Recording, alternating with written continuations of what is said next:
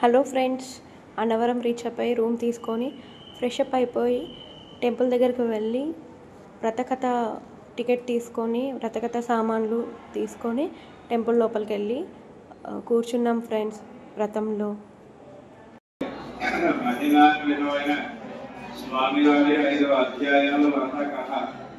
ఈ 5 అధ్యాయాల కథలో స్వామివారి మహిమ, వ్రత మహిమ, ప్రసాదం యొక్క మహిమంతా కూడా చక్కగా తెలుస్తుంది.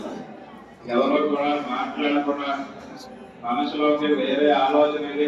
వ్రతం పూర్తయిన తర్వాత దర్శనం లైన్లోకి వెళ్ళి దర్శనం టికెట్ తీసుకొని దర్శనం కూడా చాలా బాగా జరిగింది ఫ్రెండ్స్. దర్శనం కూడా కంప్లీట్ చేసుకొని అలా బయటికి వచ్చి అన్నదాన సత్రంకి వెళ్ళేసి అన్నము తిని బయటికి వచ్చాము ఫ్రెండ్స్.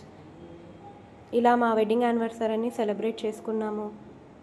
ఈ ట్రిప్లోని మరిన్ని వీడియోస్తో మీ ముందుకు వస్తాను.